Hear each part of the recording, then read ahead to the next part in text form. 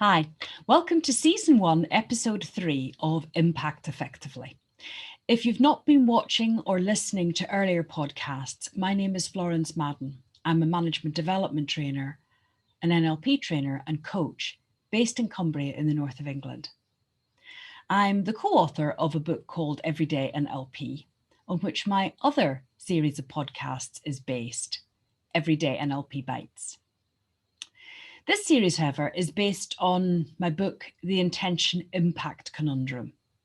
And through this series of podcasts, I am looking at how we become aware of the impact that we're having on other people. And if it's not what we want, what do we do about it? This week's podcast I've entitled, Is Hell Other People? Paraphrasing Jean-Paul Sartre there. Because it's easy to look at other people's behaviour and be judgmental about it, and perhaps not be as aware of our own. Albert Schlieder said, we tend to judge others by their behaviour and ourselves by our intentions. An entirely different yardstick, because we know what our intentions are, but we assume the intentions of other people, and that may not be entirely fair. So let's start by looking at how other people do impact on us and what that can tell us about our own behaviour. So think about times when you've been speaking to somebody and they have come across to you as being rather superior, kind of knowing it all. And think about how that has impacted on you. Maybe you did or didn't say something to them. But whether you did or you didn't, just notice the feelings that that created. How did you feel about that person or about yourself when they were speaking to you in that way? Similarly, maybe particularly in business situations, if someone has come across in a childish way, behaving childishly, particularly where you don't feel it's appropriate, can you remember what your feelings were then? Did you say something to them? Did you want to say something to them? What was the impact of that behaviour, particularly in that environment? On the other hand, think about the times when someone has been speaking to you, regardless of their position in an organisation or in society, but they've spoken to you as an equal. They have spoken to you with respect, not just given their point of view, but also was prepared to listen to yours. And contrast that and the feelings that created with the other two that I have described. Because what I have described is what in transaction analysis is referred to as parent, adult, and child behaviour. The theory of transaction analysis is that we have all three of these, what they refer to as ego states, in our personality. So we go into speaking in a parental way, even when we are not speaking to actual children.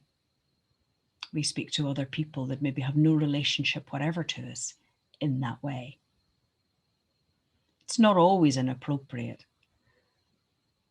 but it's a good time just to think back of how it feels when other people speak to you in that way.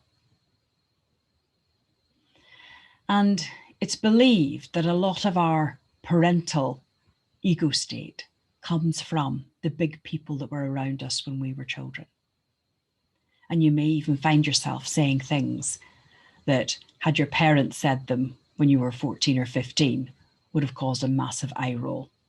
But here you are saying it now yourself.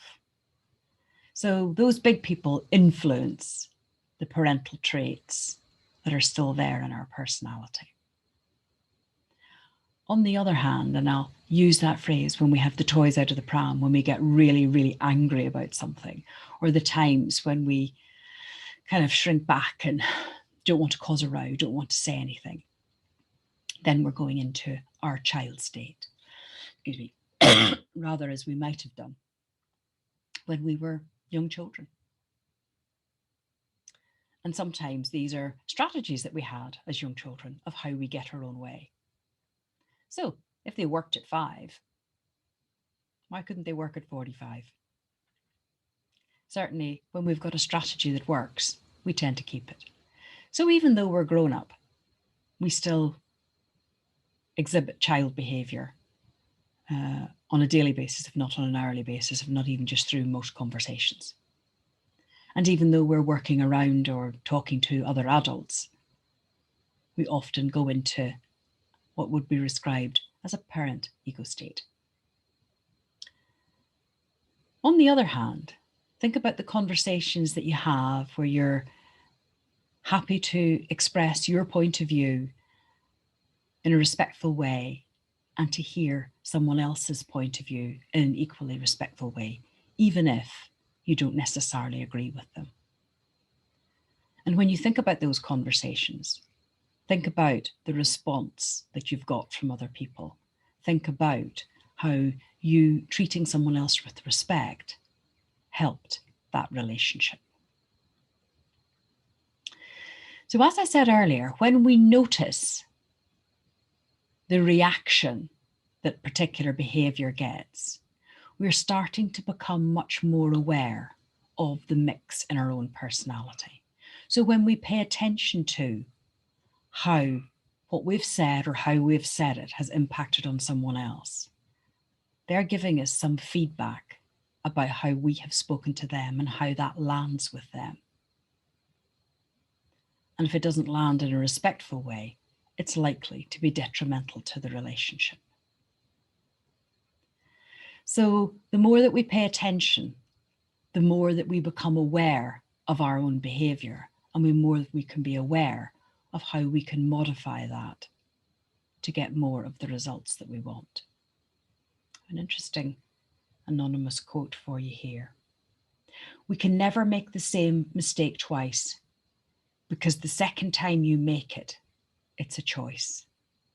So once we become aware of our behaviour, it is a choice.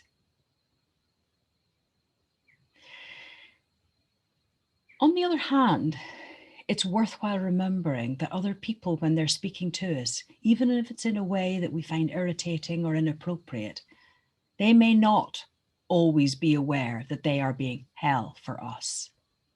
So it's worth bearing that in mind and thinking about how we can respectfully help them understand the effect of their behaviour so that they too can have a choice. Because this hell for other people business does work both ways. I'm going to finish today on another anonymous quote. Relationships never die a natural death. They are always murdered by attitude, behaviour, ego, hidden benefits, or ignorance. So perhaps just think about that and don't let our relationships, personal or work, die from any of those things. So thank you for watching or listening to this podcast. I hope you've enjoyed it. And if you have, then please join me next week for the next in this series, which I've entitled, Are You Buying Into You? In the meantime, if you're interested to find out more about the courses I run and the services that I offer, and maybe specifically the Personal Effectiveness at Work course on which this series of podcasts and the book are based, then you can find all of that in my website, which is www.florencemadden.co.uk. So thank you again for watching or listening, and please join me again next week. Thank you.